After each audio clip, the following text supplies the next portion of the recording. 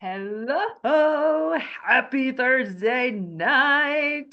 I'm really jazzed. I got lots of energy because I teach on a 4-day school week and tomorrow it is a PD day, so I do have to go to work. But it almost feels like a day off, and I'm a weird person. I don't mind meetings, okay? But I'm going to dive right into this because maybe you are watching the recording, maybe you're showing this in your classroom, or maybe you're tuning in with me live.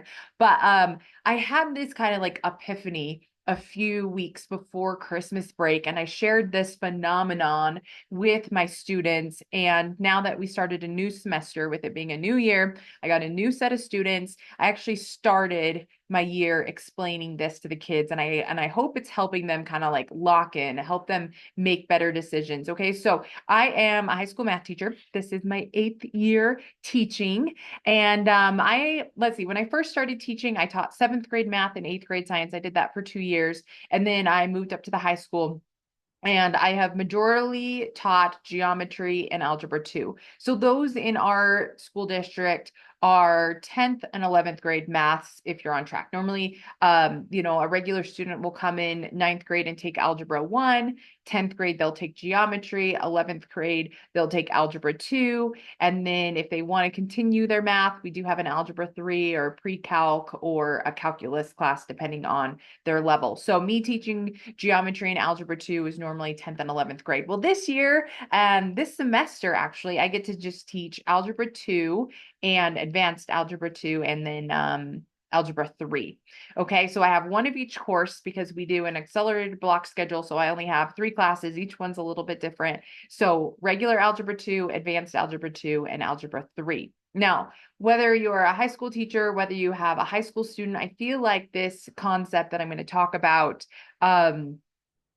will work at any level, even elementary level, but maybe instead of driving a car, maybe you talk about it being as easy as riding a bike. Okay, so side note, I was not good at math in high school. I was actually really bad at it. I like math because it's black and white, either it's right or wrong. I'm a really good rule follower. So if you could tell me the rule and like the steps to get there, I could follow steps, I could follow rules. But it didn't always make sense to me. I had a really kooky, funny 10th grade math teacher. She always wore tiaras. She had like shelves and shelves of different crowns. And so when she would teach, she would have a different tiara on, and she had the scepter wand that she would point to things, and she collected snow globes. And she just made math fun. And so when I was in 10th grade, I knew I wanted to be a high school math teacher, not because I was good at it, but because I wanted it to be fun. I wanted it to be a subject that kids enjoy. And so if you follow me at all, you will find me doing some crazy things. Like today, I sang a song about order of operations for the kids. Yesterday, I put on an alien mask and we talked about the real number galaxy and the imaginary galaxy and what kinds of numbers you can find there, and just little kooky quirky things to help make math like enjoyable, fun, and keep them on their toes. So anyway, like I said, I started this school year, this semester, this year with my new classes, talking about how math is like driving a car. So most of my students, like I said, are in 10th, 11th, 12th grade. I do have a few 9th graders in my advanced algebra 2 class, and so that's kind of been fun, but most of them have driver's license and most of them drive a car. So I want you guys to do this with me. Or if you're watching the recording, you can always pause and stop and have the conversation that you want to have if you're doing this in your classroom. But I want you to think about the first time you got behind the wheel of your car. Okay. When you are 15, and you're about to go through driver's ed and have to take your driving test, and maybe you did it before you were 15, maybe your parents let you drive, but the first time you sit behind the steering wheel in your vehicle, there's a lot of stuff that's happening.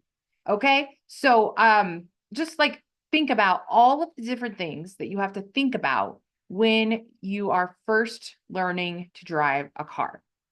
Okay, so make a list, write it in the comments, pause the video, like make a list of all the things you have to think about when you're first driving a car. Okay, so I did this and I explained this in my class. I'm like, so first thing you got to do is how do you turn the car on? Some of us have the key, some of us have a push button start now. There could be other ways that you start your car, but the first thing, like, how do you start your car? Okay, then you got to adjust the seat. So is the lever in the front? Is it like a pull lever that's like manual? You got to push it forward. Mine has like three different buttons on the side where it goes up, down. There's like a lumbar support. I can like tilt it, like so many different ways that my seat can move now, right? So I got to adjust that, make sure that my feet hit the pedals. I got to look at my mirrors. I've got this mirror here. I've got a mirror over there. I've got a mirror over there. So where's the button to adjust my mirrors? Maybe you have a reverse camera. Maybe you don't. So you got to look behind you and make sure that like your surroundings are all clear.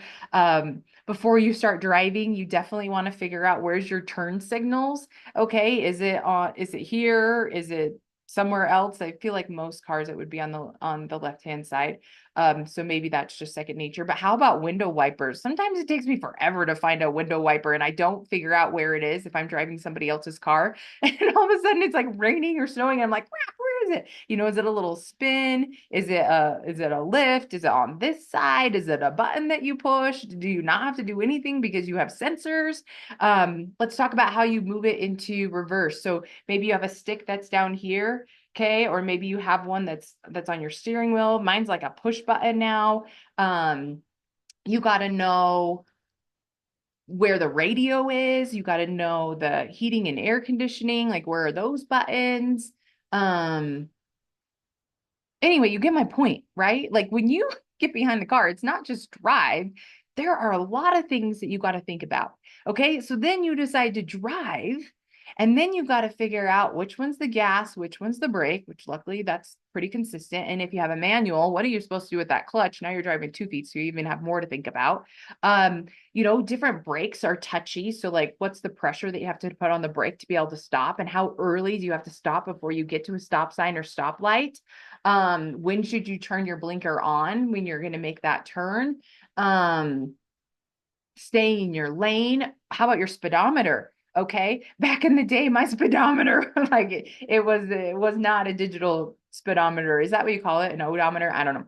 But like, you know, it would say, oh, you're going 50. And I was not going 50. I was probably going like 50, or I was probably going like 10 under or 10 over, you know, depending on where I was. It was just fluctuating between numbers. You know, or is it a digital one, you know, and keeping track of how fast or how slow you're going. So there are so many things that you have to think of when you're driving, like so many things. Okay.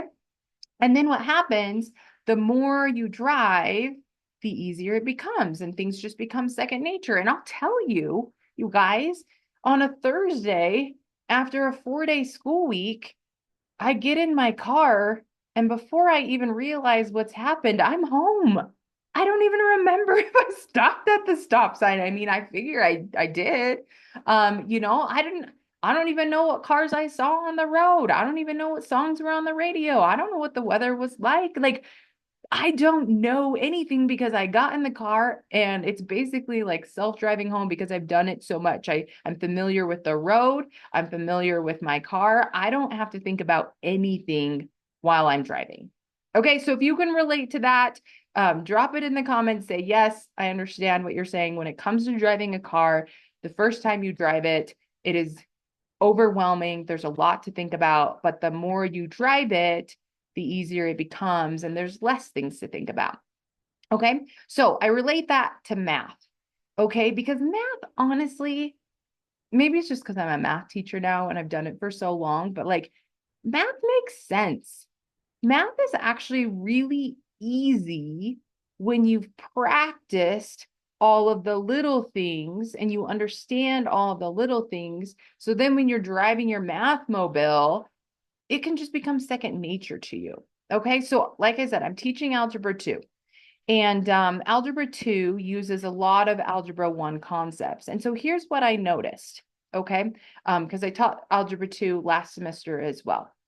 But the kids who had a lot of practice, the kids who had homework, the kids whose teachers drilled them on their multiplication, you know, they played that around the world game, or they gave them the worksheets that had 100 problems and timed them for a minute. How many could they get done? The ones who tested them in lines when they were sitting in the hallway or waiting for lunch. The ones who had a lot of practice with those basic math facts, when they get to my class, so I'm not talking about just multiplication and division, like their addition and subtraction. They understand positives and negative numbers.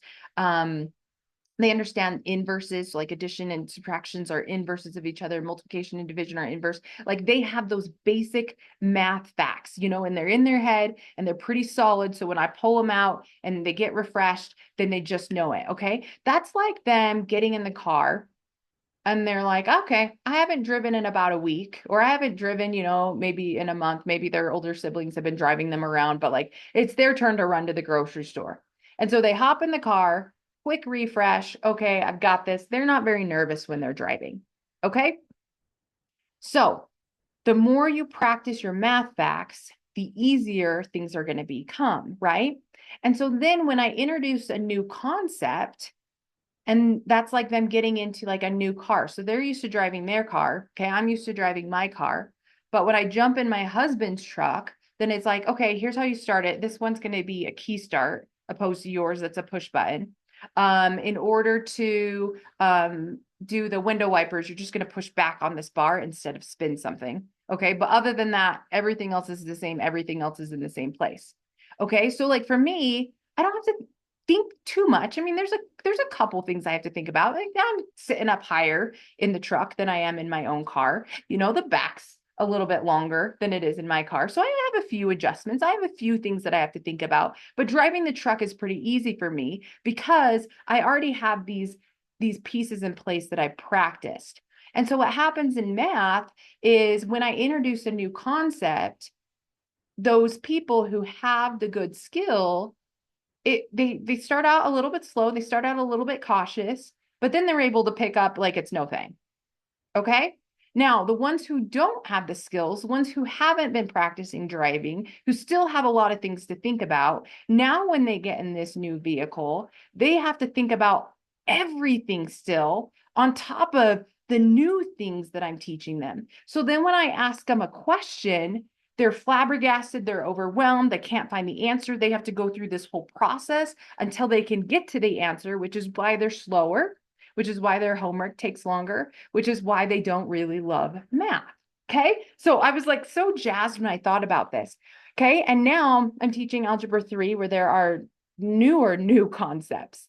Okay. So we use the things that they learned in Algebra 1, we use the things that they learned in Algebra 2, and now we're really getting into imaginary numbers. We're going to get into trig functions and sine curves, tangent and cosine, and the what's it called? The unit circle. We're going to learn about radians. Okay. We're learning right now, we're doing complex numbers. So let me talk about complex numbers because that's something I'm comfortable relating because it's fresh in my mind. Okay. So for those of you that don't know, we have different types of numbers. We have real numbers and we have imaginary numbers. Imaginary numbers come when you take the square root of a negative number. Okay. So real numbers go from negative infinity to positive infinity, has every single number in between. There are rational numbers, there are irrational numbers. There's fractions, there's decimals in there, there's prime numbers, there's even, there's odd. I don't know if I said positive, negatives, there's fractions that end, fractions or decimals that end, decimals that don't end, there's repeating decimals. Like there's so many numbers in the real number system. Okay.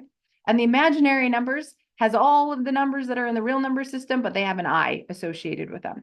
Okay. And then the real numbers and the imaginary numbers combine, and then they make complex numbers, and complex numbers have real parts and imaginary parts. Okay. So when I am talking about complex numbers or imaginary numbers, the ones who do better are obviously the ones who have a very good grasp of the real number system. Okay, what happens when we add positives and negatives?